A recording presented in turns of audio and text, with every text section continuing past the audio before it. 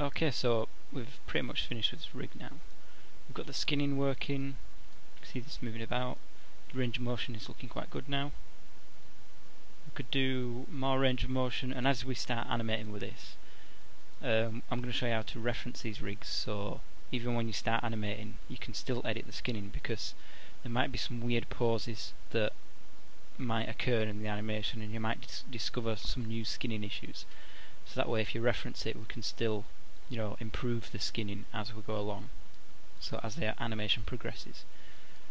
So one last thing I want to add to this is these arms were working quite well, but if we see as we stretch this out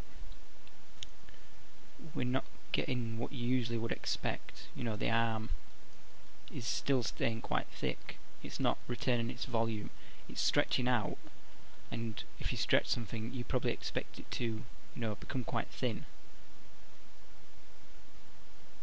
So a way we could do this is we could set up, you know, the joints of the ribbon spine. We could set it up so as we scale this out in proportion it scales those joints inwards, which would again scale the skinning inwards. But for this I prefer to use a blendShape, so we have like absolute control over it and we can actually sculpt how much stretching we want and when we want it to switch on and off. So to do this, with the model selected, and actually if we remember at the start we created a duplicate of the model for such an occasion that we did need to make blend shapes, so I'm going to keep that hidden and I'm just going to hit Ctrl D twice on that and show the duplicates, and I'll just move these down. And the reason I'm doing two is because we actually need one for the antenna as well.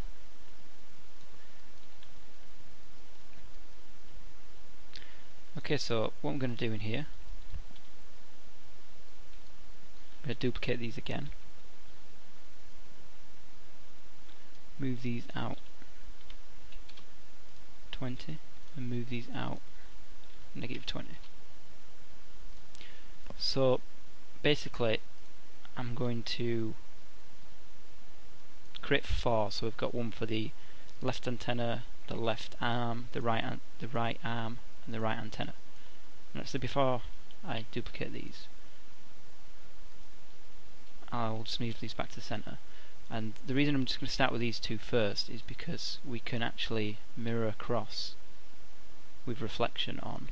So as I edit this left arm we're editing the right arm as well, and that way I don't have to sculpt it twice, and it also means we can have the exact same, you know, squash and stretch amount on either side. Okay, so to start this off, all I'm going to do is just start scaling this in, and one thing we don't want to do is we don't want to move the arm out and start trying to make that stretchy pose and squashing this in, because the joints are going to move this arm out. So all we want to do is concentrate on scaling these loops inwards. So I'm just going to double click on an edge loop, make sure it's selected on the other side, holding down B, minimize, click and drag, I can open up the soft select tool, and I'm just going to start scaling these in, and instead of scaling in from the middle, that's also going to scale it in X, so you can see we're bringing these edge loops inwards.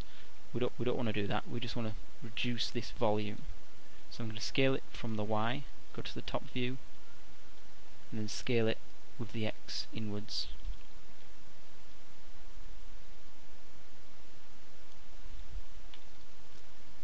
Just to match that. We can bring up the tool settings so we can see this fall off the curve. Just going to press B to take that off. We'll get these two here.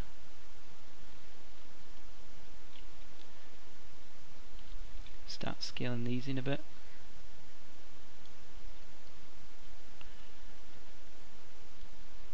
So we're just trying to make this look like it's been squashed. And we're getting this really extreme squash because we're going to link this up to a really extreme stretch. So stretch, sorry, not squash.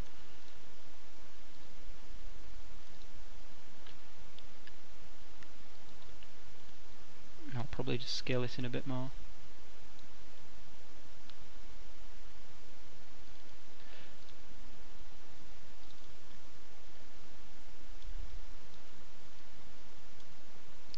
Okay, so I'm quite liking that. That's quite good. And we've got that on the left and right because we mirrored it over.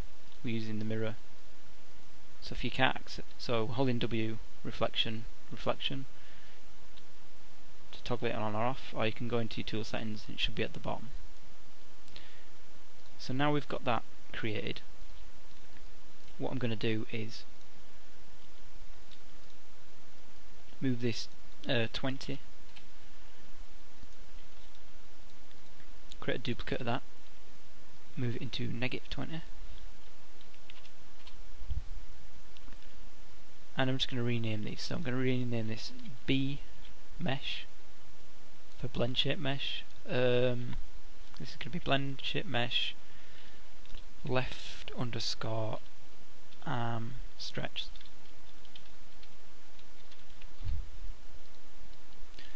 This is going to be the right. I'll just rename that in there. And when we create blend shapes, we do have, like, you know, we're doubling the mesh each time, the amount of polygons in the scene. But after we create the blend shape, we can delete these, and the blend shape node that's on this character will remember all those blend shapes. So you don't actually have to have a physical copy of the mesh below at all times. But it's a good idea to keep a copy of the rig with these blend shapes on, so at any point you can re-edit these.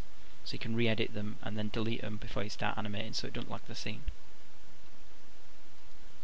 Okay, so what I'm going to do here with these two selected, so the left and the right arms stretch, I'm going to shift select the main body.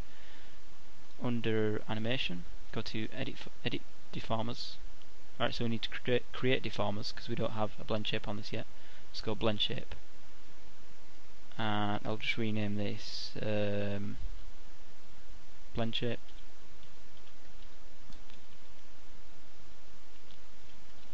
Blend shape. Main body. Mesh.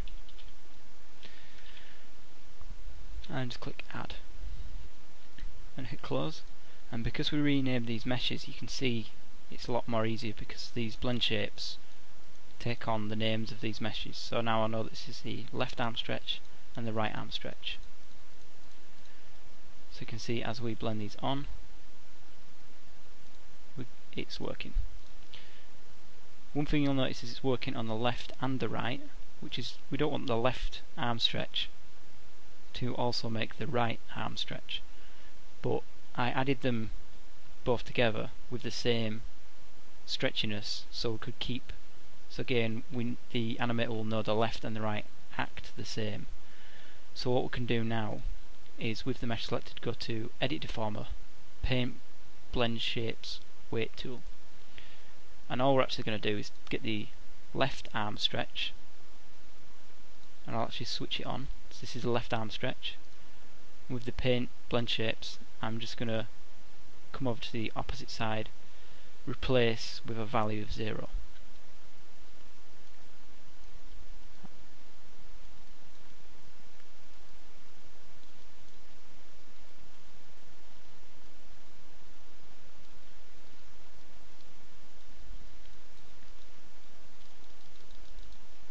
Make sure we get everything. We can switch to a solid brush if we want, just to make sure everything on this right arm has been removed. We could use a component editor for this. We could select these verts over here, but I'll just brush it off. We don't really have to be clean about this. We don't have to smooth because there is only edits in here. And there's no edits in here, so we don't have to go ahead and start smoothing this because the parts are too far away, so there's not going to be any smoothing anyway. It doesn't really matter. The same for the right hand side. So with this blend shape, so you can see now that left blend shape is just dealing with the left arm. So we could have just modelled it on the left arm, but then we'd have to try remodel it on the right arm, and if we want these rigs to be perfectly the same on the left and right, it'd be quite hard to try and do that. So just using the reflect tool just makes our lives a lot easier. So I'm going to switch this one to 0, switch the other one to 1, reopen the blendShape weights tool and just paint a value of 0 on the opposite side.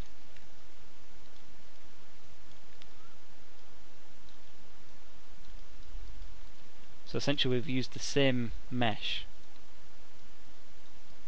so we've just sculpted it once and used it for the left and right, and later on the facial animation tutorials, which will come up after this, and we'll be using the same character, we'll be adding some facial animation to him, some facial rigging.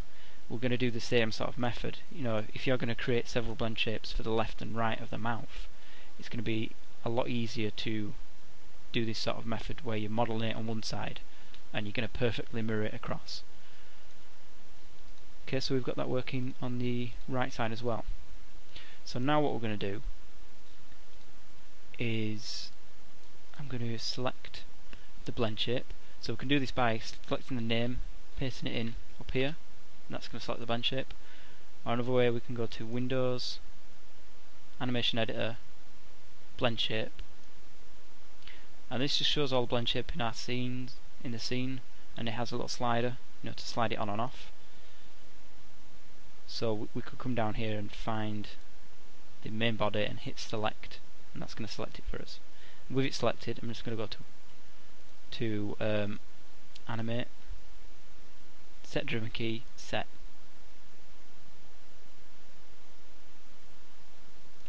Oops. If I do that, we'll go to animate, set driven key. Okay, for some reason it didn't bring it up. So we'll just deselect it and try bring that back up. We've got that up now. So I'll get the name of this blend shape and load driven.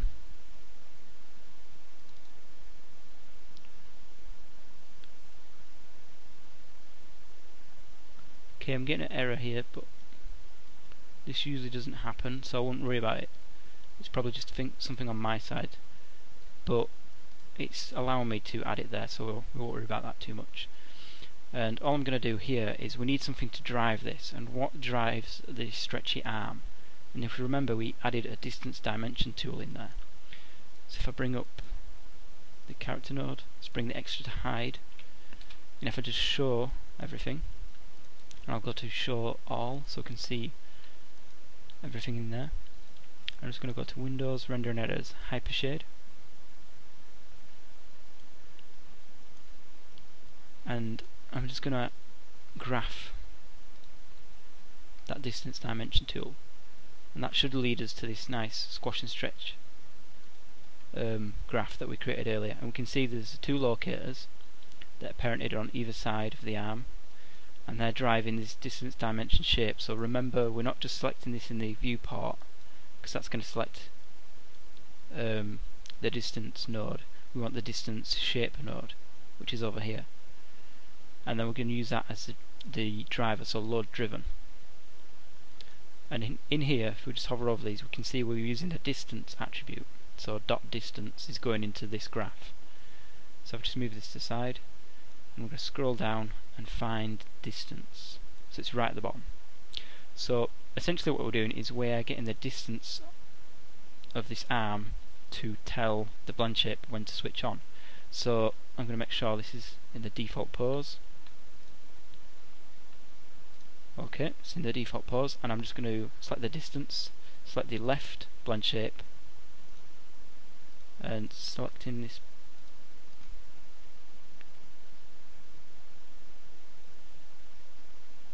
Okay, we're getting the same problem again, so if we just check in here, it seems it's not being able to find the name of this. So if I just rename this,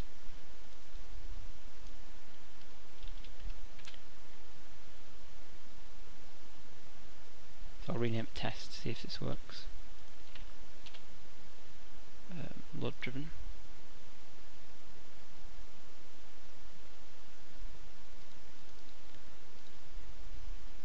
Okay, we're getting a problem here which shouldn't really happen, so for some reason Maya's not letting us, not being able to select this blend shape. It's having a trouble remembering what that name was, so I'm just going to rename it in there. It was blend shape underscore main body.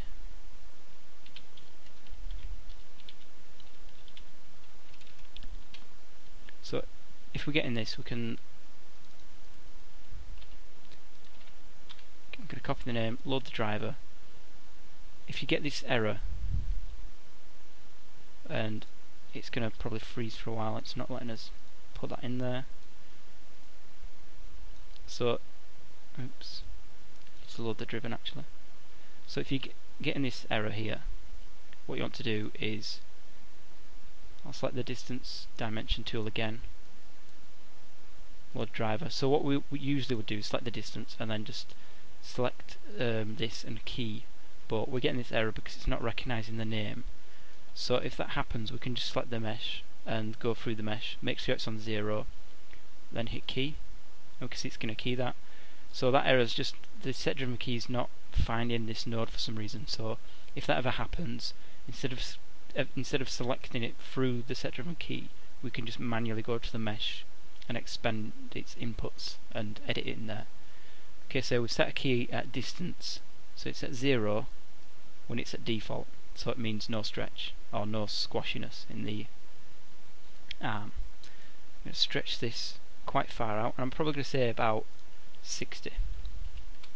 So at 60 I want it to be, so actually 60, that's quite far, that's probably a bit too much. I'll probably say at 30 I want this to be full stretch. So at 30 we set the, so by setting that to 30 we're indirectly,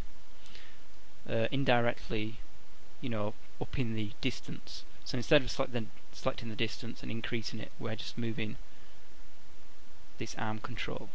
So now I'm going to go back to the mesh, select the blend shape, set it to 1, and hit key. And you can see it's moved back, so don't worry about that at the moment. I'm just going to hit key with that set to 1. So we've set that up now. So now we can see as we move, it's going to be the normal shape, and then it's going to come back to the smooth. You can see the arms moving back to the default pose, the arms not following the wrist anymore. And again, the reason for this, if we select the mesh, go to inputs, all inputs, always got to remember the blend shape needs to evaluate before the skin. So I'm going to middle mouse click, drag this down, and you can see it snap back up, so it's working. So I'm just going to go to the extra hide and hide that. I'll select the wrist and hide everything, hide the joints.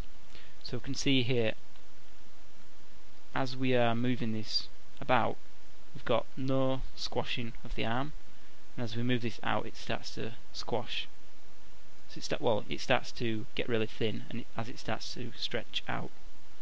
So you can see now we're getting that, it looks like we're retaining that volume. And because we've kept the blend shapes below, we could actually stretch this out and start editing. So like if I want this area is quite too, if I decide this is a bit too bulky, I could start to scale this in a bit if I wanted, and think, oh, actually that looks quite nice, so I could keep that in there. So keeping these blend shapes down here means we can still edit them. But again, if I do delete these, so I hit delete, you can see the blend shape is still working. I can show the NURBS curves. I can move this in and out, and it's still remembering that stretchy blend shape. It's just the actual physical mesh has disappeared, it's not there anymore. But I'm just going to do that because I'm going to keep a copy there just so I can edit as I go along. If I was going to start animating with this character, I would probably keep a copy of this rig with all the blend shapes below, but then keep a file that I use to animate with where I would delete these blend shapes just so they're not clogging up the scene. But I've always got the rig to go back to if I do need to edit these blend shapes. So that's how you can set up the squash and stretch on the arm, and all we need to do really is just do the same on the opposite side. So we just get the distance dimension on the right hand side and attach that to the squash and stretch, and then the same for these eyes, because the eyes don't have any squash and stretch, they're just using the ribbon spine. What we would do is actually go to create, measurement tool, distance tool, and create along the eyes, which we'll do in the next tutorial.